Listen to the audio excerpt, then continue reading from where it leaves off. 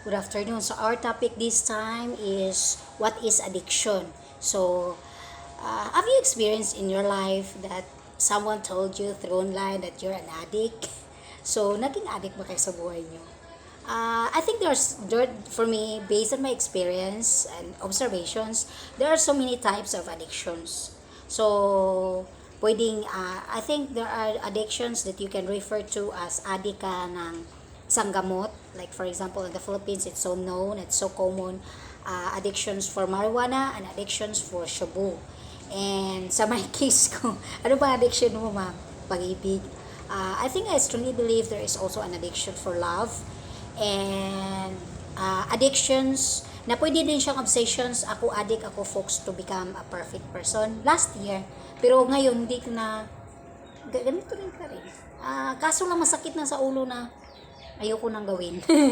And then the other addictions of mine is to be with God. Hindi ko na siya, ayoko na siyang gawin. And yun, so pag-ibig, gamot, medicines. Pwede din siya addictions o is food. Kaya may mga tao din na addiction sa addict sa food. Kaya yung iba naman, especially for all the prophets, may mga tao din na addict sa Biblia. There are so many people's I think I can label also myself as addict of books, collection of books. Kaso nahinto rin siya, nagamot din siya, kasi si pangit rin, kasi you will be arguing and fighting with your husband or wife if your collections or cannot be fulfilled. Addict din ako sa bag, naayos din siya, may addiction din ako sa bag. I think it's more on yung iba din, parang shopaholic din, yung mga tao na shopaholic, yung addict sa pagsha-shopping. So, mayroon din akong ganyan. So, may ganyan din ako na ano rin siya, na-treat ko rin siya. Addict din ako sa dumi. Oo, noon na-treat ko rin siya. Kasi pangit din kasi siya, folks, eh. Pag addict ka kasi sa sobrang kalinisan, pangit siya. Mas-stress ka. Ako, folks, especially, I have an addictions of cleanliness na talagang na-atake siya last 2017 to 2019, na apply ko talaga siya sa late partner ko. So, nung namatay na partner ko, obsessions ko talaga kalinisan. Grabe siya. grabe folks. Tapos mas stress. To be honest, when you are addict, especially for addictions for cleanliness, ano siya folks, the effects for the people who will be doing the actions as base of your addictions, as derived from your addictions, pangit siya. For me, on the 2017 and 2020, 2019, I replace his nannies every week. Mas malala pa ako sa mga amo ko noon ng mga Chinese. Na yung mga maids, saka mga 1 month, every month, iba-iba yung mga sales lady kasi super strict. So ako, every week, iba-iba yung mga nannies ko. So addictions. Okay, so when you say, if you Google addictions, it's a complex conditions, a brain disease that is manifested by compulsive substance use despite harmful consequences. Yan ang definitions for addictions. Kasi since kasi ang common kasi yan, addict ka sa shabu at addict ka sa marijuana or any anti-narcotic pills. Pwede rin naman yan sa mga mental depressions. Kaya sabi ko, kaso lang yung mga lalaki kasi, acceptance for themselves that they are depressed or mentally crazy, hindi nila matanggap. Ego din siguro yan. So, parang, so, sino ba yung mga addict dyan? Ito lang din kasi, if you tell other people that you're addict kasi, pangit siya. Especially if you're addicted with illegal drugs. Pero pag addicted ka kasi sa mga legal things, like for shopaholic ka, so, kung may pera ka, so pwede. Pag wala kang pera, treat yourself. Now, we will read the Bible, James 4:12, chapter 4, verses 12. What causes quarrels and what causes fights among you? Is it not this, that your passions are at war within you? You desire and you do not have, so you murder. You covet and cannot obtain, so you fight and quarrel. You do not have because you do not ask. Parang grabe naman, no? Wala ka kasi hindi ka na humingi ng hindi ka humingi. So, ito yung definitions for addictions based on the Holy Bible. So, basically, when you become addicts, nakikipag-away ka, you are quarreling to others. In order to, kaya shopaholic yung, nakapanood kayo ng mga shopaholic na mga movies na yung mga babae. Usually, most of the women or the ladies, they are fighting against each other in order to get one product. O yan yung mga addict or shopaholic. So, addictions din yan. So, kung boyfriend ka or asawa ka ng mga shopaholic, nakagaya. Shopaholic ako, folks. I think it derives, kaya maganda sa mga bata na when they are younger, they are open to or they are exposed to nice things or explain to nice things. Kasi pag pag matanda na sila, so pangit na. Okay? So, how to treat that based on my experience, I'm so thankful also with my late partner na he treated my sickness as well because my addictions is derived from an obsessions in order to obtain something from since I grew up as poor. Tapos nagkaroon ng pera, so nagiging nagiging addiction na. But we are talking here addictions na especially for lalo na yung mga addict na mga lalaki or babae na pinapatay na tinutukhang na sa Philippines. So what is the causes, if you will ask me, what's the causes of your addictions, especially for pills? Ako, folks, may ibang addiction din ako.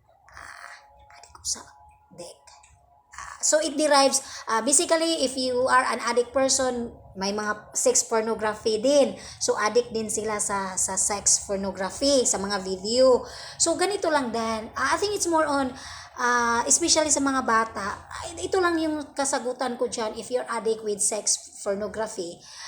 Kasi bata ka pa, especially 19 years old and below, you are not exposed to it, tapos na-expose ka not in the right ages. So it's no good.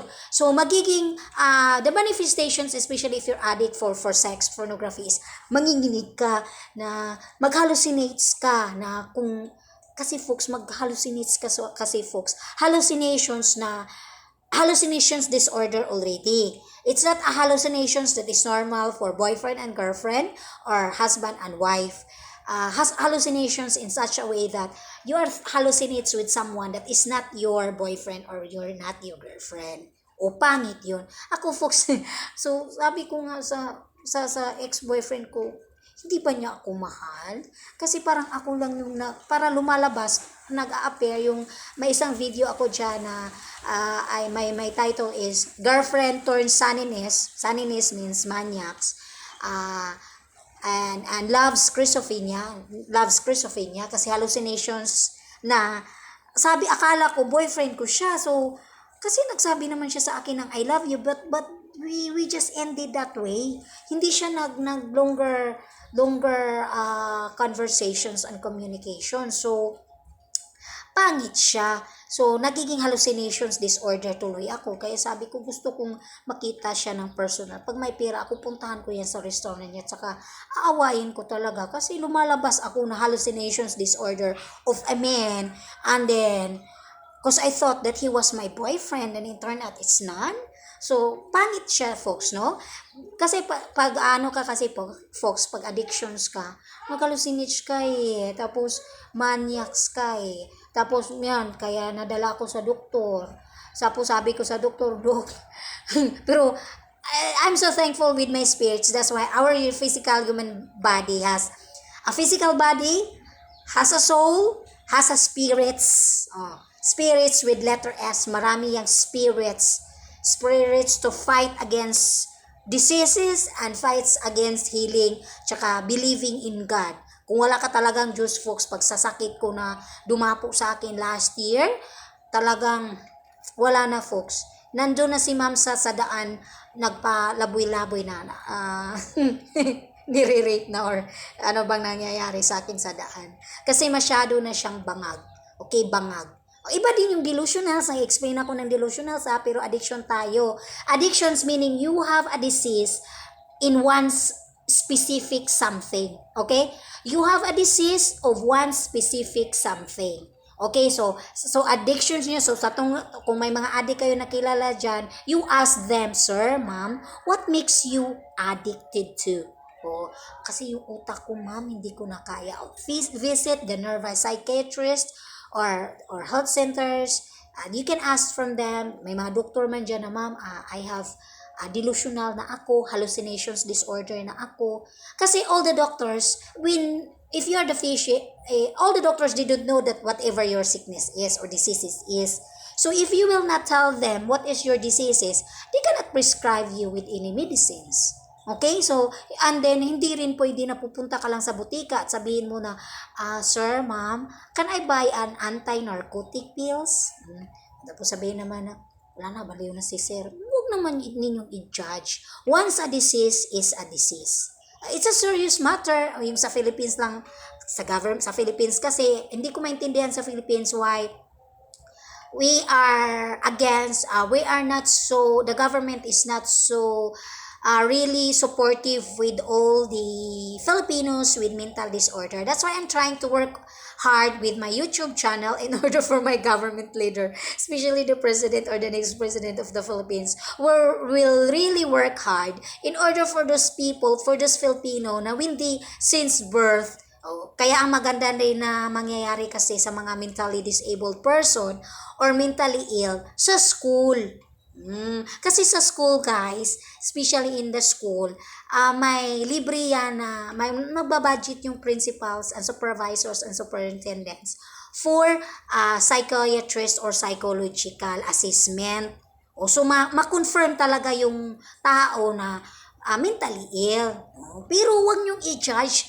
Especially, again, I repeat, once it's a mental disorder or mentally disease, do not judge because it's a disease. Pero pag baliw na normal na tao na pumapatay ay na walang rason, talagang sila ang baliw. Hindi yung kagaya namin na may sakit. Si mama nung sakit, di ba? Nung sakit ni ma'am, wala akong sakit, folks. Love schizophrenia ako. So, I have an obsessions and addictions na, treat ko lang siya, I'm a woman, so I know how to treat myself. If I'm telling that to people, kung baliw ba ako sa dignity ng boyfriend ko, kaya nyo akong gamutin? Kaya bang gamutin? My parents knows about that. They know about that. I have an addictions with my dead American husband, my partner for 10 years. And then my ex-boyfriend, he knew that I have unique and peculiar addictions. And then my current boyfriend, he just gave me space. We're just making space to each other. He knew as well that I have a unique type of sickness. Okay, so addiction siya, tapos pwede akong uminom ng anti-narcotic pills. I have a prescriptions for that in my doctor, so I can go to the nearest sa pharmacy and buy pills for that. Pero hinahandle ko lang siya ng mabuti. Kasi pangit kasi, folks. When you are also, and dito kasi yung addictions na sinasabi dito sa definitions nila, illegal drugs. Di doon tayo sa legal drugs. Visit the nearby. Simple lang yung solusyon. And then the other one is do not rape because talagang maniac sila, folks. The number one roots of the addictions for men, especially they are buying illegal drugs, is that they are maniac. Hindi lang nila masabi. Okay, maniacs is one of the manifestations if you have mental depression.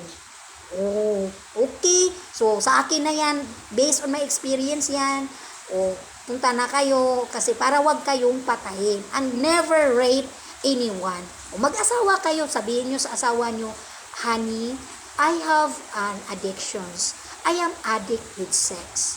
And ito lang din, when we say about sex addictions, there is privacy. There is cell phone, so go to your private room, lock your room, and then masturbate yourself in order for you to treat yourself. Just yourself. Then do not tell that to other people because it's our our disorder. It's our disease. No one can treat us. Oh, if we rape a child because we are so urged to really treat our addictions is, what will happen? Oh, we will be killed by the president or we will be sent in the jail. So, sa jail, you cannot do freely on jail. Oh, freely not in a way na you can rape anyone. Oh, hindi mo na magagamot yung sarili mo doon. Okay, if you're inside the jail, hindi mo na siya magagamot. Oh, yung mga bakla din dyan, ako, proponent ako na kayo na mga bakla kay LGBTQ, bakla at lesbians, be formalized because based on my experience na sobrang kabastusan nyo, sakit yan sa utak. It's a mental disease. Na imagine yourself, lalaki ka, gusto mo makipag-sex sa kapwa mo lalaki, tapos bastos yung bunganga, okay lang na formal, educational, formal, tahimik, nagtatrabaho, like Michael Senko or whatsoever, pero pag sila yan, pag magsama-sama yung mga bakla, I'm not against with anyone. This is just a work. I'm just sharing also my experience, based on my experience, in order for us all to treat our own addictions. Because if we are sharing it to other normal people who are not addicts, they cannot relate and they cannot understand us. Ililibi lang tayo na, addict ka, ipapatay ka namin sa presidente, ipatukhang ka namin. O, anong maganda ba yun?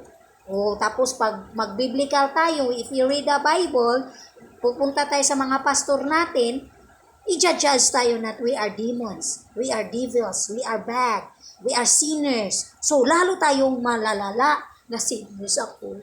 Kasi sexual immorality ako, perversions ako, pervert ako, matanda na ako, gustong-gusto kong isi-sex yung mga bata. Diyos ko, Diyos mio. O, diba? O, bakit ganon? So, treat ourselves in such a way. Go to the nearby doctor and tell your doctor, Doc, I am a pervert. So, I saw, dopamine kasi yan, folks. Dopamine yan. So, dopamine, either excessive excretions of dopamine or lower excretions of dopamine. Hindi ko yan alam. Basta yun ang sabi ng doktor sa akin. So, nagsishare lang ako based on my experience kasi may mga tao, there are so many people that they are ashamed or shy to visit a doctor because ililabel agad sa society na baliw na. Hindi. We are having a disease. When it's sakit sa utak, no normal-minded people can help us. O, gawin pa nilang lala yung problema natin. O, kayo naman, presidente din naman, kung magmura. That's why we have to be careful on what words we are using because the more we say bad words, especially about sexual acts and sexual words, based on the Holy Bible, sexual immoralities, based on science. Kasi no one is vocal because, especially for the doctors, because the doctors, they are educated for that. They are finest, they are educated, they are licensed but they know about that, but they are not like me or you watching me about theories about addictions that we experience that, so we want to share it to other people who are, because we knew that our sickness, our type of disease is common, pero in the society or in the community, unacceptable, hindi tanggap.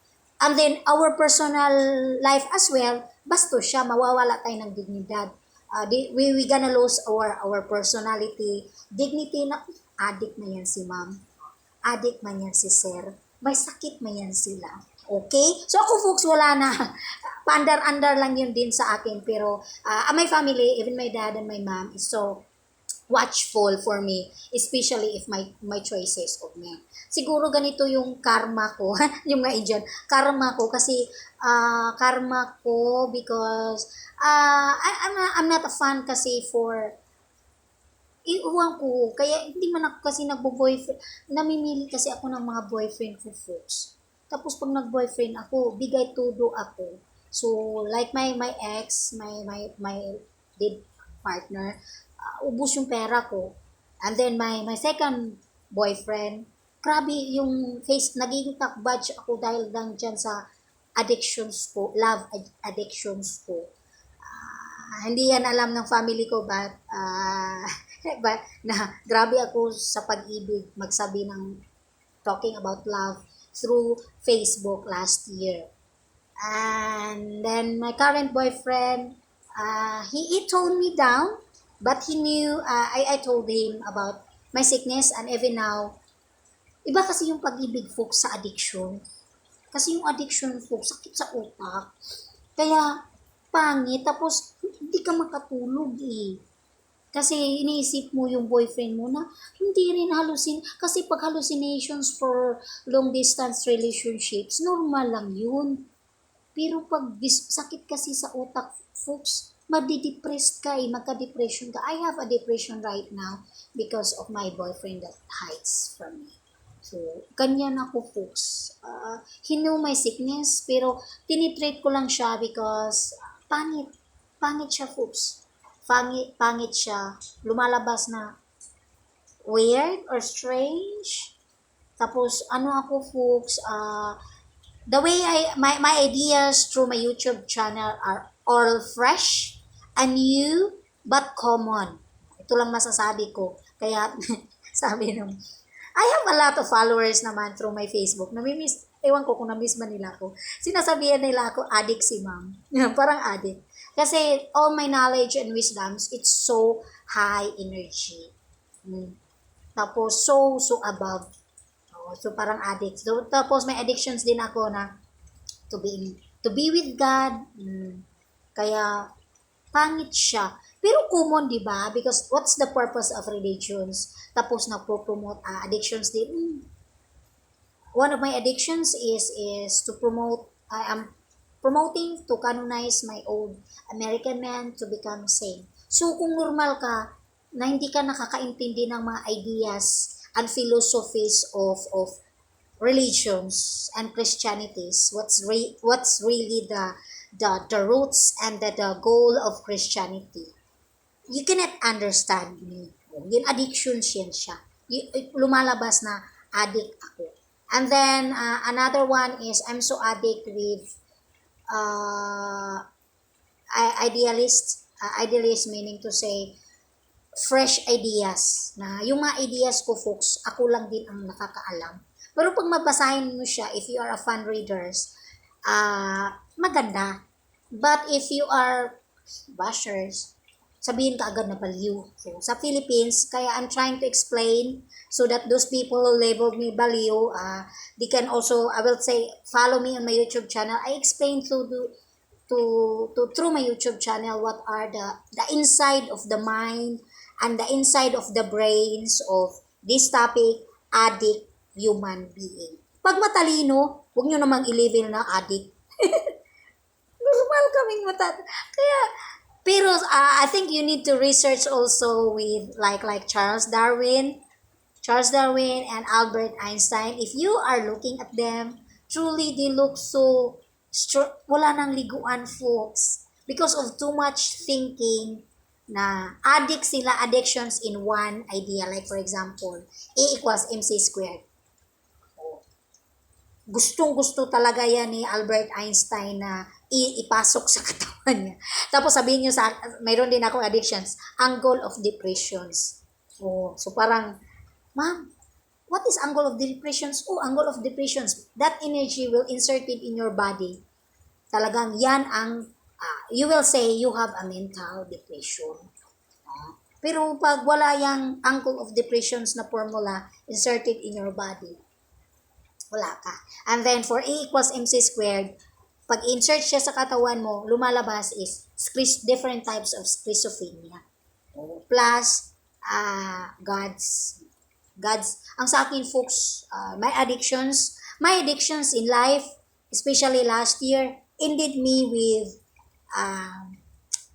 I was baptized as Jesus Christ. So how did it happen? So anong addictions ko? Pag-ibig lang yan, folks. Just pag-ibig.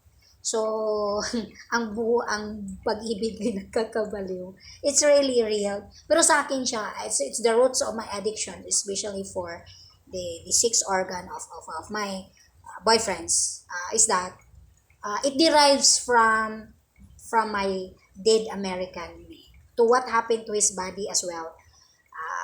Nag-iwan siya sa akin ng disease, and then doon siya, na ano ko siya sa mga boyfriend ko. Na kung, tapos, doon siya pumupunta ako sa mga if I have my attack with my addictions, with my sex addictions, I'll just go to pornographic sites. Tapos manood lang ako doon, tapos tatawa kasi sabihin ko, pangit man yan natin. I am so lucky that I cannot comment, but if I'm commented, masasaktan yung mga lalaki sa mga pornographic sites. Ganyan ako. Tapos, yung katawan sa babae, pangit man yung katawan niyo. Di man perfect. Ganyan. Okay? So, that's addictions is. Then, the treatment for that, visit a nurse. If you are addict with sex and pornography, and you have certain addictions, it's kung wala kayong pera, kaya sabi dito sa Bible, if you do not have, because you do not ask, grabe naman yung Diyos, no? Parang paasa din, because God is hope. God is never-ending hopes. Okay, so, magiging addiction siya because if you desire and you do not have, you murder. Yan ang mga addictions. And then, you covet another woman because you wanted more girlfriend or boyfriend. Kaya, suggestion ko dyan, just tell your husband and wife that you have a sex problem, sex addictions, then there are prostitutions is a business. So tell your wife honestly and quietly na this is my sickness. This is my disease. Ako folks na I learned that from one of my friend na you know what Luchi, you know what a foreigner is. Pero sabi naman nung ex-boyfriend ko, when foreigners come to the Philippines, they will tell their girlfriend or wife like that. They can do that to all the Filipinas because of money. Pero sa akin, nowadays, I understand that they have a sickness, they have an addiction, sex addictions. So for me, based on my experience with my husband or partner for 10 years, husband na yun, we had married, ano siya,